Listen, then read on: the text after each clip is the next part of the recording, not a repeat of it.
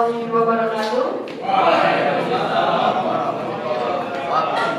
Selamat pagi rekan-rekan sekalian. Salam sejahtera bagi kita semua. Baik, kita kembali dengan kegiatan rutin kita setiap minggunya, yaitu debat metodologi. Yang pada kali ini tema kita yaitu mengenai bagaimana menyusun subbab penelitian terdahulu dalam penelitian kualitatif. Sebelumnya saya ucapkan selamat datang bagi para peserta debat metodologi pada pagi hari ini, yang pada kesempatan kali ini ada 3 mahasiswa, di mana ada mahasiswa rasional yaitu Madelia Suryantara, kemudian ada mahasiswa logis, ada Mas Reza Garis, kemudian ada mahasiswa argumentatif, ada kita, ada Mas Adam Karuniawan. Baik, tanpa basa-basi, mari kita saksikan debat antara 3 mahasiswa rasional, logis, dan argumentatif. Waktu dan tempat saya persilakan. Baik, terima kasih atas waktunya, moderator. Sebelumnya izinkan saya mengawali sesi diskusi pada pagi hari ini selaku mahasiswa rasional. Baik, terkait dengan subbab penelitian terdahulu ya. Kalau menurut saya, mau didengarkan ya, pembicaraan kedua dan ketiga seperti salah persepsi. Jadi untuk subbab penelitian terdahulu itu menurut saya selaku mahasiswa rasional itu bisa dapat berfungsi atau berperan dalam menentukan perbedaan atau yang kita biasa kenal dengan gap atau perbedaan. Kenapa? Karena subbab penelitian terdahulu itu nantinya akan menjadi peta konseptual. Kenapa kita sebut peta konseptual? Karena yang artinya peta berarti kita tahu posisi-posisinya. Nanti di dalam penelitian itu kita akan mencari beberapa penelitian terdahulu sebagai pembanding. Nah, pembanding inilah yang akan menentukan di mana letak perbedaan dan kesamaan yang dibahas dalam sebuah penelitian yang kita buat seperti itu. Nah, dari subbab-subbab yang kita kumpulkan atau penelitian-penelitian yang telah kita kumpulkan ini nanti akan dipetakan atau diposisi-posisikan berdasarkan bisa sesuai tahunnya, bisa sesuai dengan tren atau penelitian mereka waktu itu. Nah, kemudian dibandingkanlah dengan penelitian yang kita lakukan.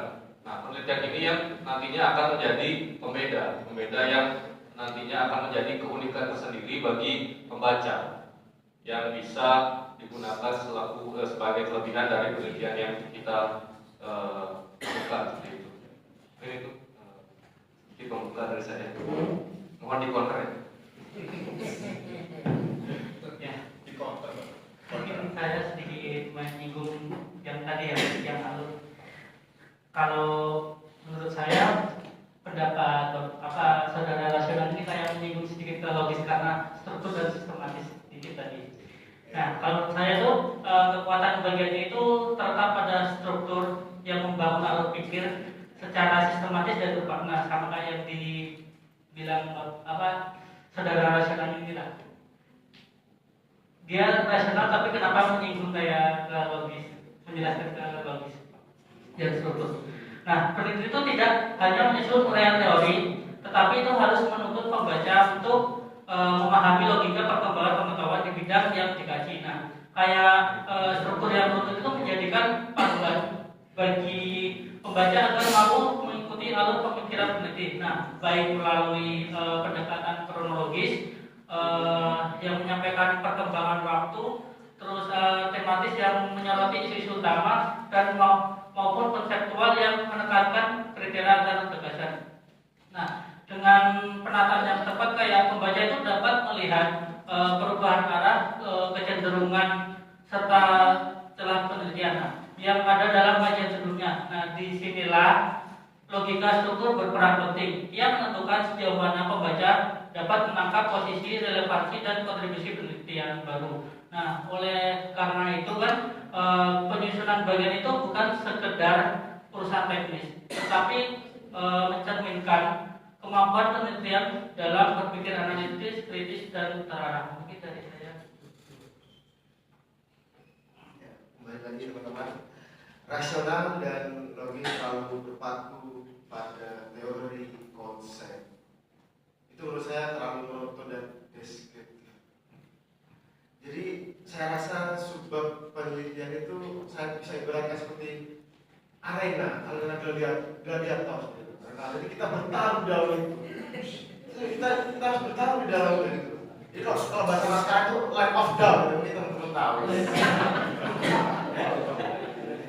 Jadi kita bertarung secara akademik teman-teman. Jadi kita bertarung, kita menganalisa, mengkritisi dan apa ya bahasa itu? Kita harus menantang hasil penelitian sebelumnya. Jadi kita kalau bicara tentang menyusun konsep teori itu menonton ya, apa yang kita cari dalam matematika. Kita harus, kalau kita menantang, meneliti dan menganalisa penelitian sebelumnya, kita bisa tahu ada ruang kosong yang harus kita isi di situ.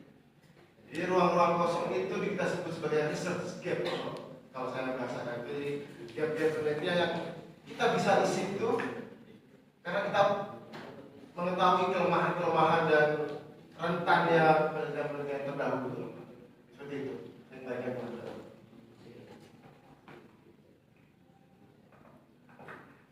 Baik, waktunya saya mengeluarkan kata-kata moderator seperti biasa. Menarik sekali ya pembahasan dari rekan-rekan saya ini. Ya, jadi secara tidak langsung bahwasanya mahasiswa rasional dan logis ini memiliki persamaan pandangan lah. Nah, tentu saja berbeda dengan mahasiswa argumentatif seperti biasa.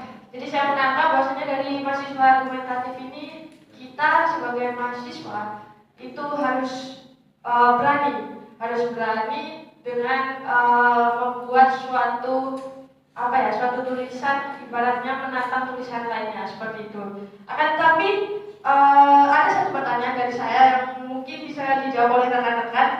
Menurut rekan-rekan, bagaimana cara praktis agar bagian dari penelitian terdahulu itu tidak menjadi daftar kutipan yang membosankan? Mungkin bisa dimulai dari mahasiswa rasional terlebih dahulu. Baik, terima kasih. Sebelumnya mungkin moderator bisa jadi penengah ya di antara kita ya, karena ini suasana di sini udah panas, jadi sampai kita tahu panas. Jadi tolong di tengah ya, karena dari tadi kayaknya mau bicara argumentatif ini panas ya kan. Itu di belakang hasilnya kayak itu kok.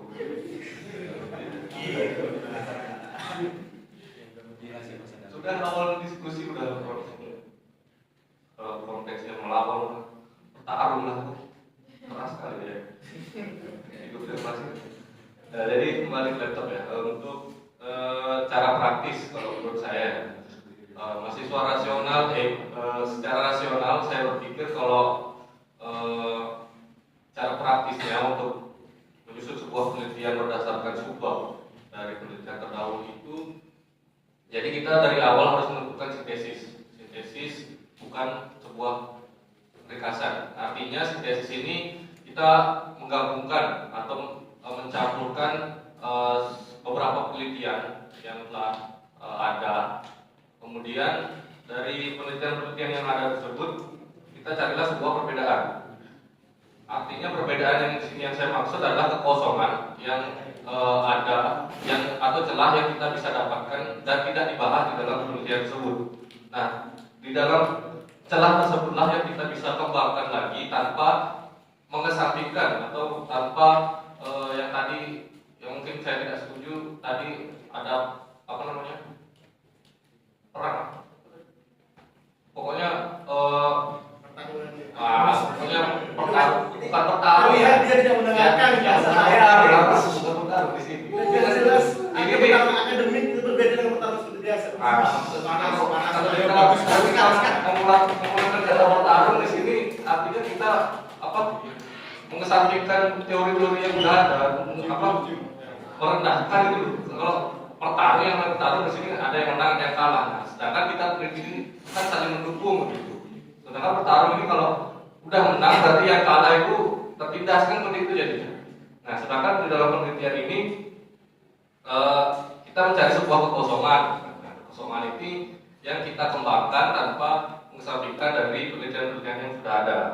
Kemudian itu tadi dari apa yang telah dibahas dari penelitian-penelitian terdahulu itu kita cari sebuah penelitian lain yang artinya tidak dibahas atau tidak dikembangkan di dalam penelitian yang kita kumpulkan. Nah, dari sanalah kita bisa menyusun sebuah penelitian yang baru dan menjadi sebuah keunikan di dalam penelitian kita, gitu ya Mas ya.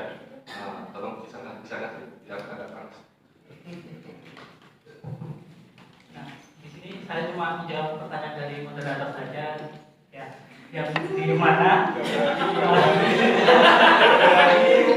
Untuk sesi saya nanti dulu karena belum waktunya kan. Ya, di sini saya menjawab yang gimana pertanyaannya? Apa tadi? Pertanyaannya? Cara praktiknya. Kalau menurut saya itu yang pertama itu pasti sintesis ya. Nah, untuk tahap berikutnya itu adalah mengorganisasikan hasil temuan dari struktur yang kuat dan logis. Nah, dalam penelitian kualitatif itu bagian tematik bukan sekedar pilihan teknis. Nah, tetapi strategi ilmiah untuk menata kompleksitas dan agar tetap bermakna.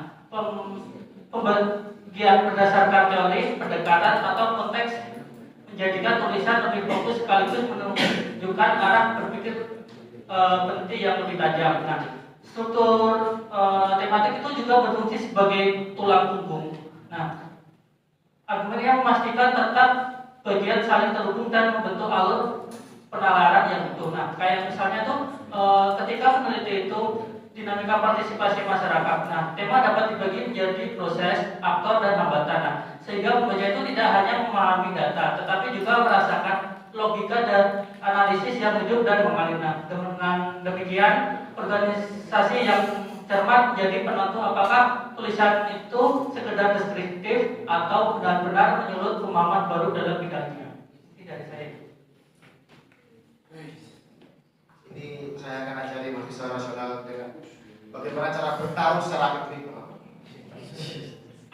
Jadi kalau kita bicara soal konsep teori itu, saya rasa cuma laporan pustaka biasa. Jadi kita tuh harus lebih ke punya sense of critical thinking, teman. Dalam sense itu gimana? Jadi saya kasih contoh mas rasional. Jadi bagaimana kita bertarung itu gini. Dan saya kasih contoh misalnya ada penelitian C.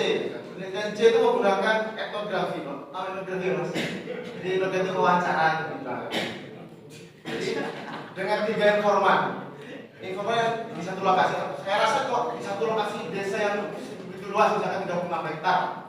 Kalau cuma representasinya cuma 3 orang, apa itu cukup bisa memuaskan sebuah penelitian ini? Apa itu bisa cukup untuk membuat mengeneralisir semua satu desa ini? Apakah cukup representatif? Itu cara berpikir kritisnya. Jadi saya jelasin tadi ini cara bertarung secara akademik mas. Terima kasih.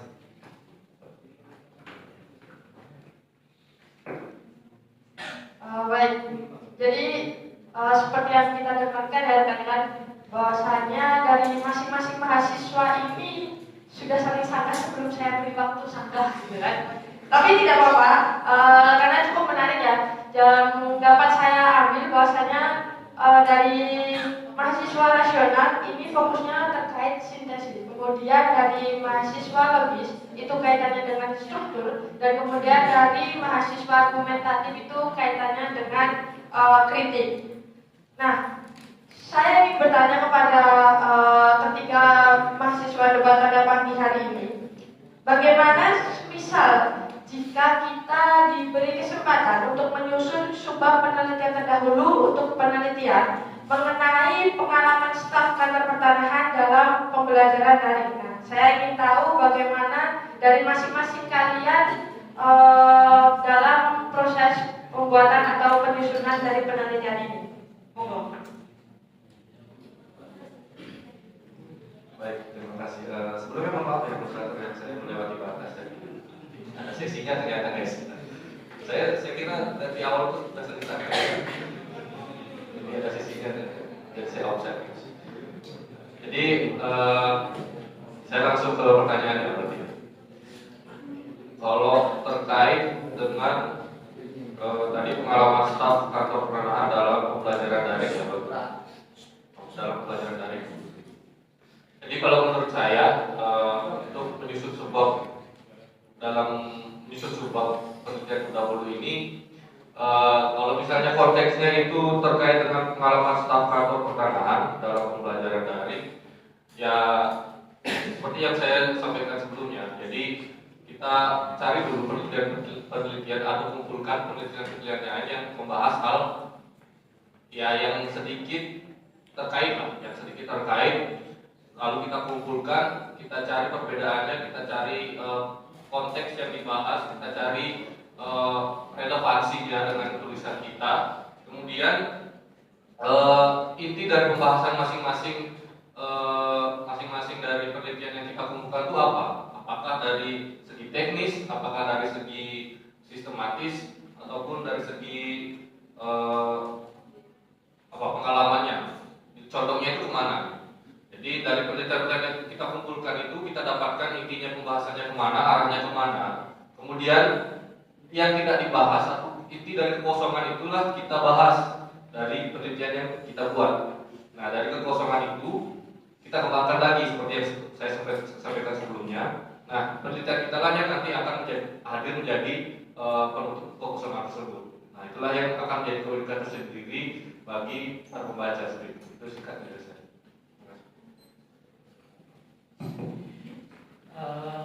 Kalau menurut saya ya, saya itu akan menulisnya dengan pola tematis agar alur berpikir terarah dan logika analisis itu terlihat terucut. Nah, pertama itu kayak saya itu akan mengulas penelitian tentang pembelajaran dari instansi pemerintahan. Nah, untuk memberikan gambaran umum mengenai konteks kelembagaan dan dinamika kebijakan yang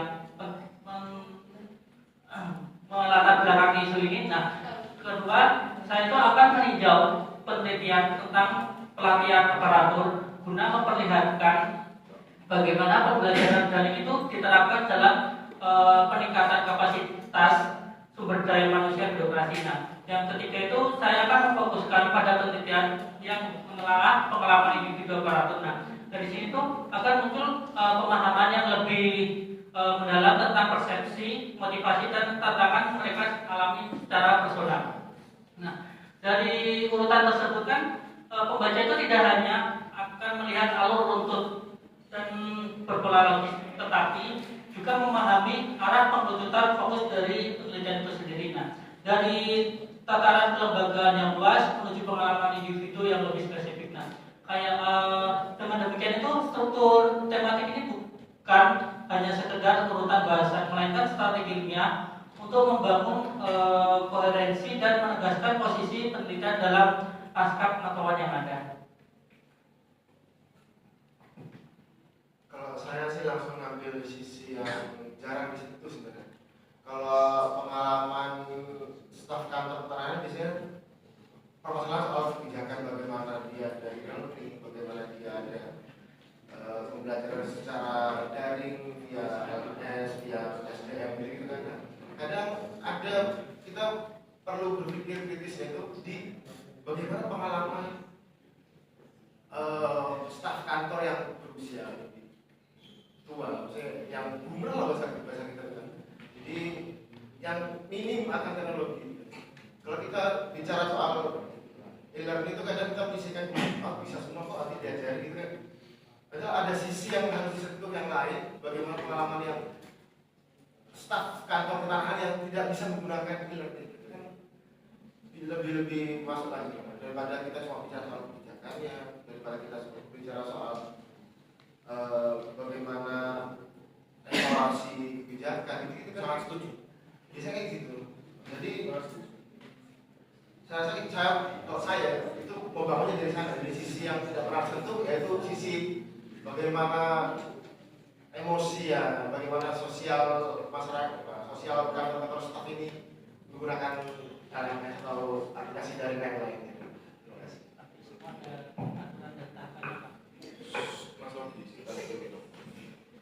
Baik, langsung saja ya kita memasuki sesi sangka. Jadi pada kesempatan kali ini saya memberikan kesempatan kepada masing-masing mahasiswa untuk saling menanggapi pernyataan satu sama lain. Ya, pada hari ini karena dari tadi sudah panas ya, dari rasional dan argumentatif, langsung saja saya beri waktu untuk mahasiswa rasional dan argumentatif untuk saling sangka. Saya udah langsung argumentatif, berarti finalnya kebagian ya. Jadi gini ya, mahasiswa argumentatif dari awal udah langsung mengkritis ke sana sini.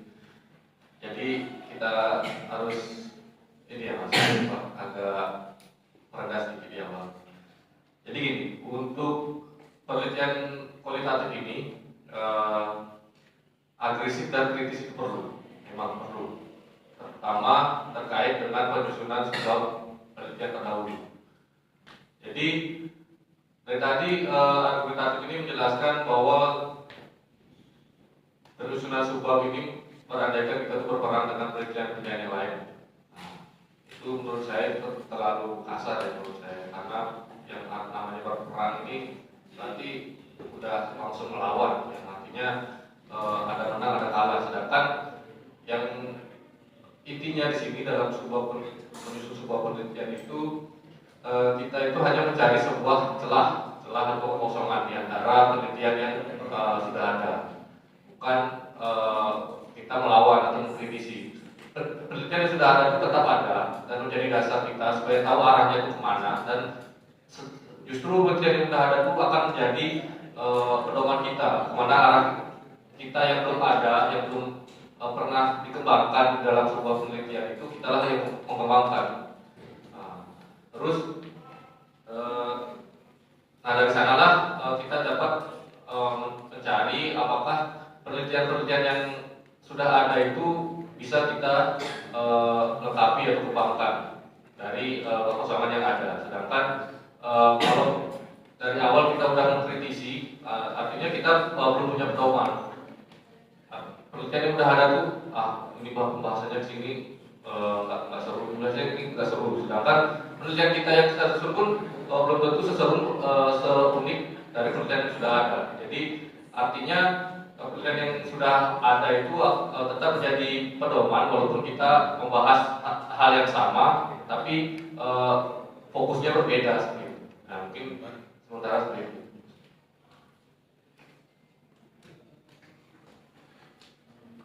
Jadi yang ditekankan dari bertarung tadi teman-teman adalah cara kita berpikir kritis, bukan soal kita menantang atau menyalahkan penelitian sebelumnya, cuma kita mengkoreksi bagaimana yang tadi saya jelaskan di pernyataan soal etnografi.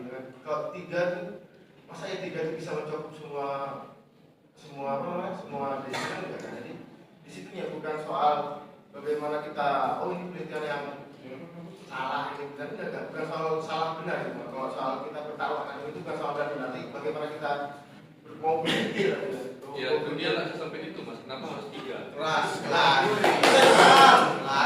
Kalau kita banyak penelitian kualitatif itu capaiannya cuma 1, 2, 3 orang. Nggak mungkin kita wawancara 100 kan. Berapa perlu waktu kita untuk mewawancarai 100 orang yang akan kita tanya kan? Batasan sebuah penelitian itu ada. Jadi semakin banyak kita mencari sebuah penelitian terdahulu semakin bagus kan. Jadi kalau misalnya kalau kita setahun lah, setahun kita kita kasih waktu 6 bulan untuk membuat skripsi misalkan. Kita mau wawancara 100 orang. Kan itu kelemahannya sebenarnya kalau misalkan apa? Kita bertaruh sama waktu juga. Makanya kalau berpikir kalau misalkan 100 orang kita wawancarai, mau berapa tahun mau selesai urusan. Nah, ada selesai mau satu orang kita. Ini mas pakai kualitas misalnya Fajar sampai kuantitatif, kalau misalnya satu orang kita buat isoler, daripada kita buat jadi Saya misalnya 30 partisipan 2 persen. itu kuantitas kita nyebar isoler, bukan wawancara secara emosional, sosial. Kita kalau mau Jadi tolong dikondisikan.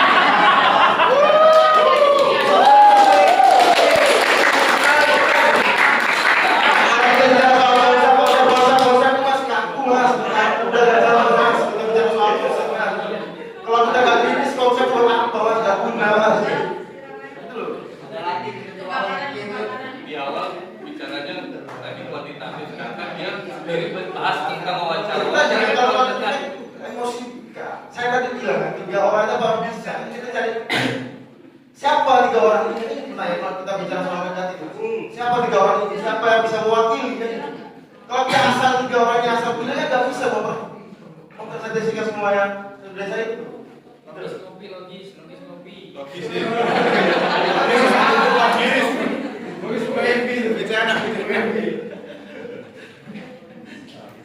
Saya rasa kritiknya itu bukan subjektivitas, kita harus refleksikan itu. Kita harus refleksikan bagaimana kita akan membangun sebuah pengetahuan yang berkembang. Hidup ini kan, kalau misalnya kita cuma bicara soal kerangka, belajarnya nggak hidup mas. Gak ada jiwa, gak ada makna yang di dalam itu.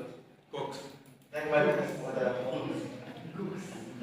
masih agak sempit pemikirannya. digunakannya kayak gitu. Soal kerangka jadi patung ya kerangka patung. Cukup panas ya antara mahasiswa rasional dan argumentatif yang membuat moderator sedikit trauma ya. Selanjutnya saya ingin mengetahui saling sadar antara mahasiswa logis dengan mahasiswa rasional. Mungkin untuk kali ini saya kasih kesempatan terlebih dahulu bagi mahasiswa logis. Moy. Di sini saya cuma sebagai belakang.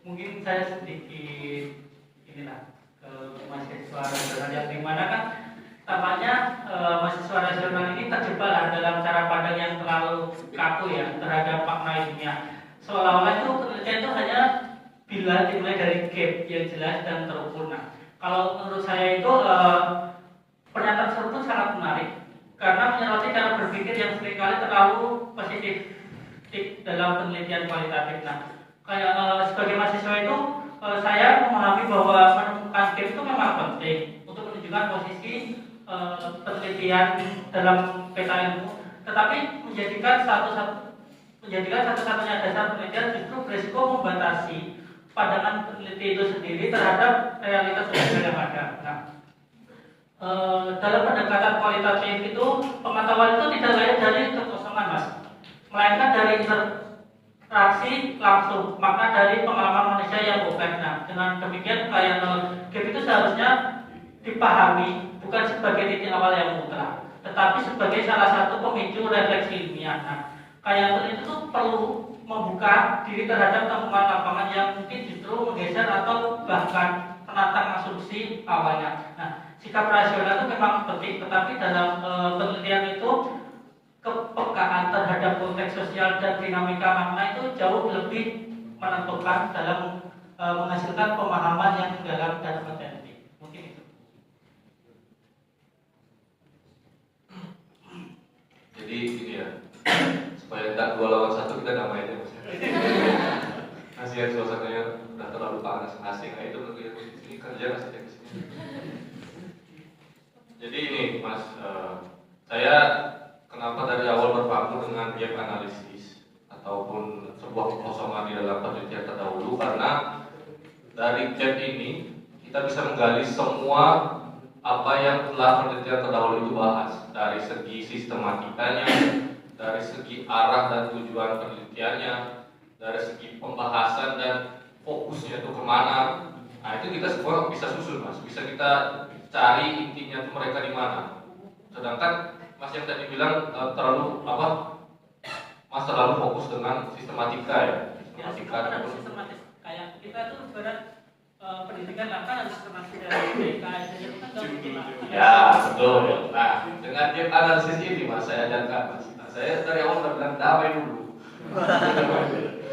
Tepat. Jadi dengan gap analisis ini atau gap untuk mencari sebuah kekosongan ini, artinya kita juga mencari sistematika mereka, sistematika dari penelitian yang kita bandingkan ini. Apakah sudah benar, apakah sudah sistematis, apakah sudah terarah atau belum. Nah, di sana kita perbaiki di penelitian yang kita bikin gitu.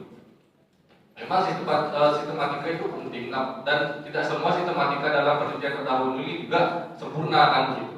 Nah, sedangkan dengan gap ini kita juga bisa mencari ketidaksempurnaannya itu di mana. Bukan hanya mencari kekosongan dari fokus tujuan yang dibahas dalam penelitian terdahulu itu, bukan. Sedangkan kita juga mencari sistematikanya. Kalau sistematikanya sudah salah, berarti kita bisa perbaiki di penelitian yang kita bikin dan kita kembangkan lagi supaya fokus dan arah tujuan yang ingin kita bahas dan belum dibahas di penelitian-penelitian sebelumnya itu lebih terarah seperti itu. Nah, itu Mas dari saya. Apa penting banget ya analisis itu?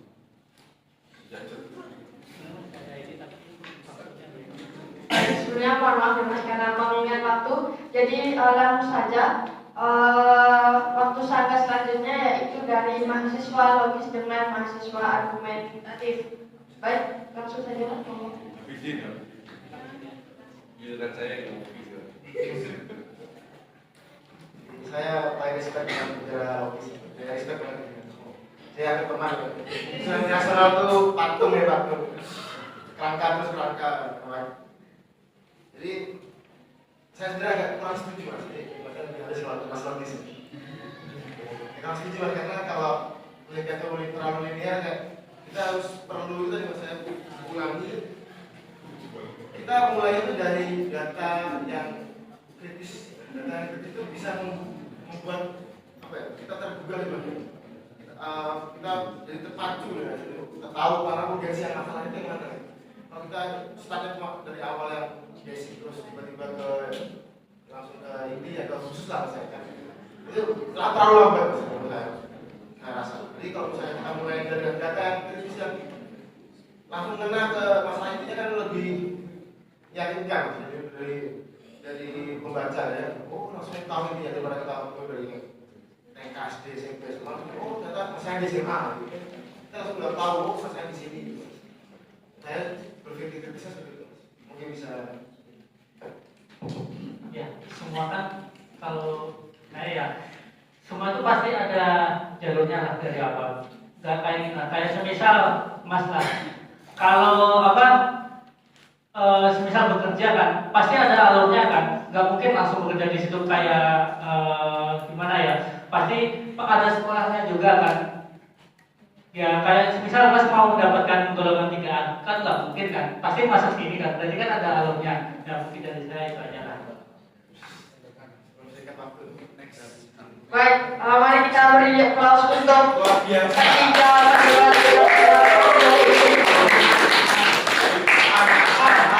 Jadi menurut saya sebenarnya ketiga mahasiswa ini sebenarnya saling sayang. Mengapa saya katakan demikian? Karena mereka ini sebenarnya saling melengkapi satu sama lain. Nah, dari sisi mahasiswa rasional, di mana memberikan fondasi akademik melalui relevansi dan gap analisis, di mana mahasiswa ini memastikan bahwa penelitian itu tidak kehilangan pijakan ilmiahnya. Kemudian dari mahasiswa logis, menjaga berpikir agar tetap berutut dan sistematis, sehingga pembaca itu mudah dalam mengikuti logika penelitian. Dan dari mahasiswa argumentatif itu mendidikan energi kritis dan keberanian dalam menantang temuan-temuan terdahulu sehingga membangun posisi ilmiah yang bisa dikatakan menjadi lebih segar. Baik, jadi dapat saya simpulkan bahwasannya subbab penelitian terdahulu yang ideal itu sebenarnya tidak sekedar menambah list dalam daftar pustaka, melainkan kita sebagai peneliti itu harus mampu untuk berpikir kritis, kemudian juga relevansi yang kemudian kita tuangkan dalam suatu tulisan yang terstruktur. Baik, dengan menggabungkan pendekatan dari masing-masing mahasiswa mahasiswa ini tentunya kita nantinya akan dapat menghasilkan penelitian yang baik bukan hanya secara akademis tetapi juga dapat memberikan inspiratif dan juga bernilai kontribusi yang nyata bagi pengembangan ilmu pengetahuan tentunya terutama dalam hal agraria. Baik, mungkin cukup sekian debat pada pagi hari ini. Sebelum saya tutup, ada sedikit pantun Pak dari saya selaku moderator. Pergi ke taman membawa gitar, menyanyikan lagu dengan suara merdu.